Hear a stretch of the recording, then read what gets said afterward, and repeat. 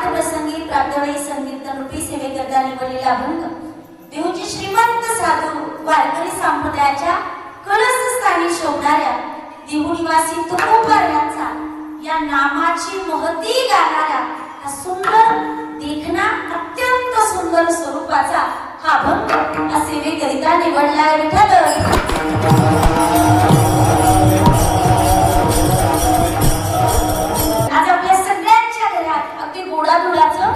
भोजन झालं आज सगळ्यांच्या दारात उडी उभारली याचं कारण मी सांगावं एवढी आपण अजिबात अज्ञान नाही, पण तरी सुद्धा आज हा महासण आज या नवीन वर्षाची सुरुवात ही सुरुवात असेल की गोड अशा प्रकारचा आपला हा पहिला सण असेल। आपण काय संपन्न करतोय खरं तर हा पुढे पाडवा हा दिवस का संपन्न करतोय त्याचं काहीच आपण चिंतन करूया आणि मग आपल्या अभंगाकडे आपण जाऊया। आजची तिथी महत्वाची, आज पाडवा म्हणजे या तिथीला महत्व, आजच्या तिथीला काय काय प्रकार घडले म्हणून ही तिथी महत्वाची हे तर आपण ऐकणारच आहोत। पण आपल्या धर्मात आपल्या शास्त्रात आणि मग जेवढ्या तिथी सांगितल्यात ना प्रत्येक तिथीला काहीतरी विशेष महत्व आहे। आपल्या धर्मात एकूण जर पाहिलं तर सगळ्या किती तिथी आहेत? तिथी किती आपल्या? तिथी किती? 16। तुम्ही माझ्या बरोबर म्हटले तर माझा विश्वास पडेल। पहिली तिथी प्रथमा, मग द्वितीया, तृतीया, चतुर्थी, पंचमी, षष्ठी, सप्तमी, अष्टमी, नवमी, दशमी, मग येते एकादशी, द्वादशी, त्रयोदशी, चतुर्दशी, मग येते पौर्णिमा आणि मग पुन्हा 15 झाले की मग येते अमावस्या। प्रत्येक तिथीला आपल्या धर्मात काहीतरी विशेष महत्व आहे। प्रत्येक तिथी ही पवित्र आणि पावनच आहे। आजच्या तिथीला विशेष महत्व आहे, पण या प्रत्येक तिथीला आपण जरा स्पर्श करूया, हात लावून जाऊया की या प्रत्येक तिथीला नेमकं काय महत्व आहे। आज आहे प्रथमा। प्रथमेचं दुसरं नाव आहे म्हणजे प्रथमा।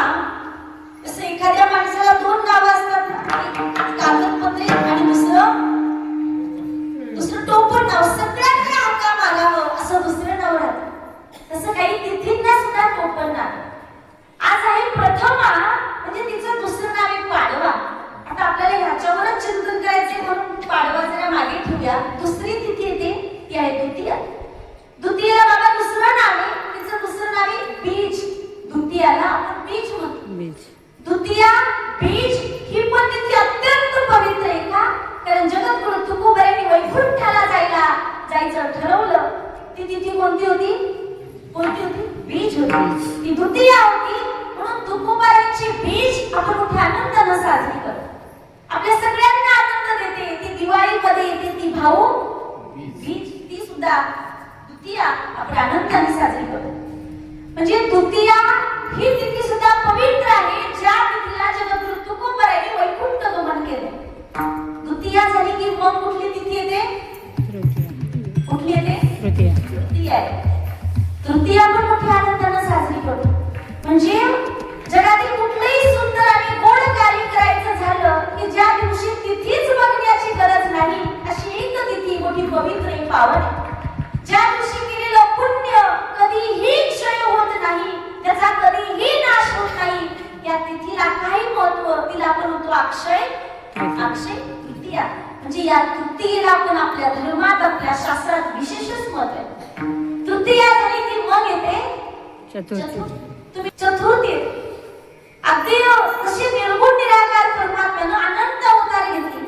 मग कधी तो विठोबा झाला, कधी कृष्ण झाला, कधी श्रीराम रूपाने आले, अगदी तशी अनंत अवतार भगवंताने घेतली। त्यात देवांचाही देव आपण ज्यांना म्हणतो ते महादेव, त्यांचे सुपुत्र क्रियाधन ज्यांना आपण विघ्नहर्ता म्हणतो, ज्यांना सुख करिता म्हणतो, असे बाप्पाचे जे भक्त आहेत, जे विठ्ठलाचे भक्त आहे ते एकादशीचं व्रत करतात, जे महादेवाचे भक्त आहे ते सोमवार करतात। अगदी तसं जे गणरायाचे भक्त आहेत ते चतुर्थी या तिथीला विशेष महत्व देतात। तीच चतुर्थी कधी अंगारकी कधी संकष्टी म्हणून विशेष आपल्याला फलदायी राहते।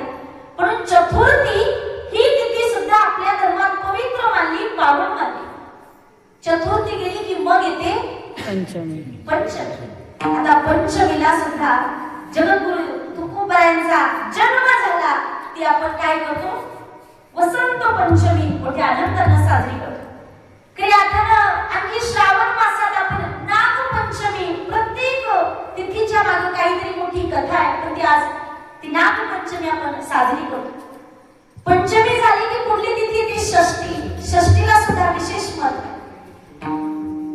पैठण निवासी असणाऱ्या नाथबाबांनी विचार केला, आपली कामं झाली ना मग निघावं. आता लोकांनी कंटाळीपर्यंत इथं राहण्यात काही मजा नाही, म्हणून नाथबाबांनी देह ठेवला. सगळी ग्रामस्थ जमा झाली, खांदेकरी निघाली, नाथबाबांची अंत्ययात्रा निघाली. तितक्यात गावात काही प्रसंग घडला, आपण सगळ्यांनी ऐकलं. एका आजीनं नाथबाबांची अंत्ययात्रा पाहिली आणि आजीला दुःख झालं. आजीला वाटलं माझी लेक सासरी निघाली, आनंदाचा दिवस मेलं म्हणली, सुतक पडलं म्हणजे आपण शकून झालं. आणि खांदेकऱ्यांना वाटू लागलं की आयुष्यभर दौर्बळान करता झटला झटला आणि शेवटी आपल्याच खांद्यावर, शेवटी आपलाच विजय झाला. नाथबाबांनी पाहिलं की आपण अगदी आनंदाने देव ठेवला, पण तिकडे आजीलाही बरं वाटेना, खांदेकऱ्यांनाही बरं वाटेना. म्हणून सगळ्यांना माहिती की ते सगळं पाहिलं. नाथबाबांनी ज्या तिरडीवर त्यांना घेऊन चालले होते सगळ्या सुतळ्या तोडल्या आणि नाथबाबा उठूनच बसले. सगळ्यांना हात जोडल्याने सांगितलं तुम्ही जावा म्हणाले, मी माझी एखादी चांगली तिथी बघेन आणि मग एकदाच निघून जाईल ना. म्हणून तेव्हा उठून बसले आणि गोड तिथी निवडली, ती आहे नाथषष्ठी. षष्ठीच्या दिवशी नाथबाबांनी जलसमाधी घेतली, म्हणून षष्ठी पण पवित्र, षष्ठी पण पावन. षष्ठी झाली ना मग ती सप्तमी मानली. तशा देव पंचायतन मानलं ना, त्यातली पहिली दैवत मानली सूर्यनारायण. सूर्यनारायणाचे जे उपासक आहे, जे सूर्यवंशी आहे, ती भानू सप्तमी मोठ्या आनंदाने साजरी करतात. ती तिथी पवित्र आणि पावन मानतात. सप्तमी झाली की मग येते अष्टमी. आता अष्टमीला तर बोलायलाच नको. भगवान श्रीकृष्णाचा जन्म झाला ती कोणती अष्टमी? गोकुळ अष्टमी आपण साजरी करतो. राधेचाही जन्म झाला तो पण अष्टमीला आपण राधाष्टमी साजरी करतो. काल भैरवनाथ प्रगट झाले, ती सुद्धा काल भैरवनाथांची अष्टमी आपण आनंदाने साजरी करतो. म्हणजे अष्टमीचे अगदी अनेक वेळेला कोण प्रसंग या तिथीला घडले म्हणून अष्टमी पण करतो. अष्टमी झाली की मग उगवते नवमी. आता खरी आपण त्यांचा जन्मोत्सव आपण संपन्न करत आहोत. श्रीराम प्रभूंनी ज्या तिथीला अवतार धारण करावा ती तिथी नवमी मोठ्या आनंदाने साजरी करतो. दास महाराजांची पण दास नवमी आपण आनंदाने साजरी करतो. नवमी झाली की मग येते दशमी बायका. आणि दशमीचं काय सांगावं की माहो शुद्ध दशमी पाहुणी गुरुवार.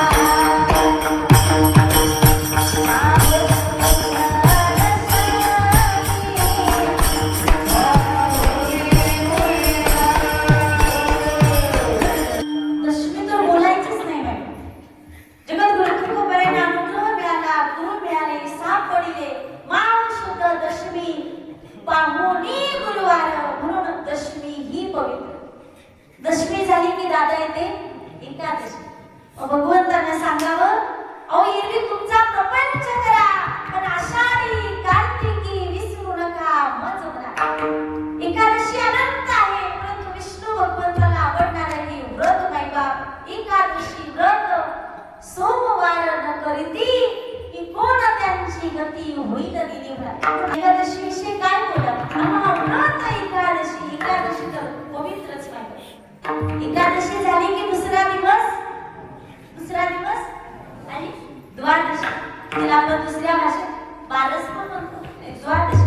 अनंतानं वसू बारस मोठ्या आनंदाने साजरी केली जाते, म्हणून वसू बारस ही पद्धती पवित्र आणि पावन आहे. अगदी द्वादशी झाली की मग येते त्रयोदशी. माऊली महाविष्णू ज्ञानोबरांनी अवतार घेतला, हरिपाठ लिहिला, ज्ञानेश्वरी लिहिली, अमृतानुभव ग्रंथ सांगितला. रेड्या मुखातून वेद बोलवला, भिंत चालवली, आपल्या सगळ्यांकरता बसायला लोकी प्रार्थना लिहिली. पण हे सगळं झालं आणि माऊलीने सांगितलं आता बस, आता समाधी घ्यायची. म्हणून समाधी घेण्याकरता योग्य दिवस हवा, म्हणून काय निवडली माऊलींची समाधी त्रयोदशी. त्रयोदशीला, म्हणून त्रयोदशी ही पवित्र, त्रयोदशी ही पावन. मग येते चतुर्दशी. चतुर्दशीला सुद्धा अनेक साधू संतांची, खऱ्या अर्थानं सोपान काका असत, या महान महापुरुषांची खऱ्या अर्थानं समाधी सोहळा त्रयोदशी आणि चतुर्दशीच्या निमित्तानं संपन्न होतो, म्हणून ही तिथी पवित्र आणि पावन. मग येते पौर्णिमा. आता पौर्णिमा अनेक प्रकारच्या, प्रत्येक बहीण भावाच्या घरी जाते ती राखी पौर्णिमा, नारळी पौर्णिमा आनंदानं साजरी होते. त्याच्याही पाठीमागं खूप शास्त्र सांगितलं. आणि मग पौर्णिमा झाली की मग येते 15 दिवसांनी पुन्हा अमावस्या. ही अमावस्या जर सोमवारी आली तर सण साजरा होतो सोमवतीचा. हीच अमावस्या जर शनिवारी आली ना तर अनेक भागात शनी अमावस्या मोठ्या आनंदानं संपन्न होते. म्हणून प्रत्येक तिथीला आपल्या धर्मात विशेष महत्त्व आहे. आता या सगळ्या झाल्या, पौर्णिमा झाली, अमावस्या झाली, आज आहे ती प्रथमा, आज पहिली तिथी. या पहिल्या तिथीला दुसरं नाव आहे पाडवा. म्हणून आजच्या तिथीला काय असं विशेष घडलं म्हणून आनंदानं हा पुढे पाडवा आपण संपन्न करत आहोत. आजच्याच दिवशी विष्णू भगवंतानं मत्स्य रूप धारण केलं आणि शंखासुराचा वध केला. म्हणून आनंदाची गुढी ही प्रथमा, हा पाडवा आनंदानं साजरा होतो. श्रीराम प्रभू करता त्यातनं वनवास मागितला आणि भगवंत वनवासाला निघाले.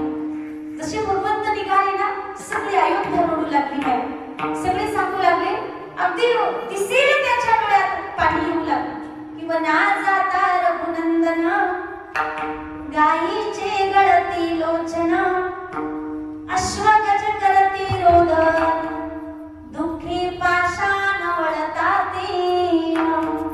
आई रडू लागली, अरे माझ्या रघुनंदना, नको जाऊ बाळावना, मजाला प्रेम पाना, कोणा बाजू राघवा. सगळे अयोध्या रडू लागले. सगळ्यांनी दुःख केलं, शोक व्यक्त केला, खंत व्यक्त केली. हा 14 वर्षाचा वनवासाकरता भगवंत निघून गेले. म्हणून हा 14 वर्षाचा वनवास असताना सगळीकडे दुःखांकित अशा प्रकारचं वातावरण आहे. पण निरोप समजला, अयोध्या नगरीला समजलं, जनतेला की 14 वर्षाचा वनवास संपला आणि आपला राजा, आपला देव परत येणार. म्हणून सगळ्या घरी आनंदी आनंद संपन्न केला. आपला देव घरी येतो. कल्पना करा, आपल्या आवडीचा पाहुणा येणार म्हटलं ना तरी किती आनंद होतो. आपल्या आवडीचा पाहुणा येणार म्हटलं की घरात मुळामुळाचं बनवलं जातं, घर स्वच्छ केलं जातं, साफ केलं जातं, नको तेवढी तयारी आपण करतो. म्हणून आज आपला राजा परत येणार म्हणून आनंद साजरा करायचा. आणि त्या काळात आनंद साजरा करण्याच्या काही विशेष पद्धती होत्या. आनंद विजयाच्या काही विशेष पद्धती होत्या. ज्या ठिकाणी आपला झेंडा रोवला म्हणजे आपला विजय झाला असं म्हटलं जातं. चोखोबारा म्हणतात की जेव्हा जेव्हा आनंदाची घटिका येते ना तेव्हा आनंद साजरा करत असताना पुराण काळात गुढी उभारण्याची पद्धत. चोखोबारा म्हणतात आम्ही सगळे वारकरी एकत्र आलो, आनंद झाला, आपल्या माई बापाला, आपल्या भगवंताला भेटायला जाणार, देव भेटणार म्हणून आनंद झाला. आनंद झाला की टाळी वाजवली जाते. टाळी वाजवावी गुढी उभारा.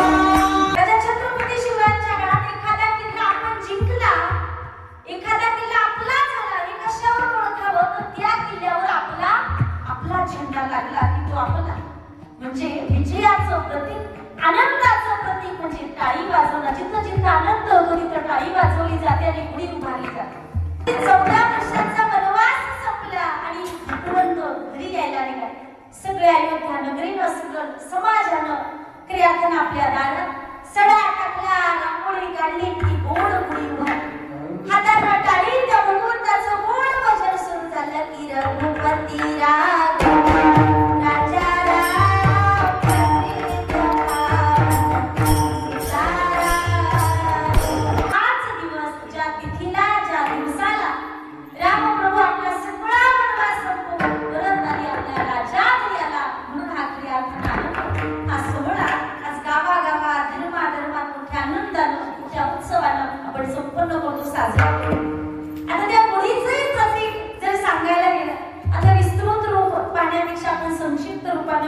आपला अभंग आणि सगळा मागं राहिला. ऐका, आज गुढी आपल्या धर्मानं, आपल्या शास्त्रानं सांगितलेल्या प्रत्येक गोष्टी विज्ञान खऱ्या अर्थानं दडलेलं आहे. मला असं वाटतं अनेकदा विठ्ठल विठ्ठल का म्हणावं हे अध्यात्मानं तेव्हा पण विज्ञानानं आता सिद्ध केलं. तुळशीचं वृंदावन अंगणात का की गळ्यात का ही अध्यात्मानं तेव्हा तर विज्ञानानं आता समजावून सांगितलं. प्रत्येक गोष्ट हातानं टाळी ही अध्यात्मानं तेव्हा सांगितली पण विज्ञानानं फायदे आताशी शिकवले. म्हणजे प्रत्येक गोष्ट मायबाप आपलं अध्यात्म आधी सांगतं आणि विज्ञान खूप अभ्यास करून मग आपल्याला दाखवून पटवून देतो. तसं मुळीच अगदी सुरू झाला एक कडाक्याचा उन्हाळा आणि खऱ्या अर्थानं या शरीराकरता अधिक सकल वनस्पतींमध्ये जिला राजा म्हणावं जिला जादूगारीनं म्हणावं अशी वनस्पती म्हणजे आपलं कडुलिंब. म्हणून कडुलिंब आणि त्याच्यासोबत गोड हवं म्हणून ती गाठी. गाठी ही भगवंताचं स्वरूप आहे. त्याचं नाव गोड आहे. तो गोड आहे. तो आनंददायी आहे. आणि कडू हा तुमचा माझा प्रपंच. म्हणून हा प्रपंच गिळत असताना गोडीला साथीला तोंडी लावायला गोड गाठी हा परमार्थ तुमच्या माझ्या साथीला हवा. म्हणून खऱ्याकडे सगळ्याच प्रकारची आध्यात्मिक गोडी आपण सगळ्यांनी उभारली आणि खऱ्या अर्थानं आपल्या भगवंताचं येणं झालं म्हणून ते आनंदाचं ते विजयाचं प्रतीक म्हणून आज गावागावात आपल्या सगळ्यांनी आपला हा गुढीपाडव्याचा गोड सण आज साजरा केला. आज गुढी उभारायची आणि भगवंताचं नाव घ्यायचं का कारण तो आलाय ना मग आनंद झाला.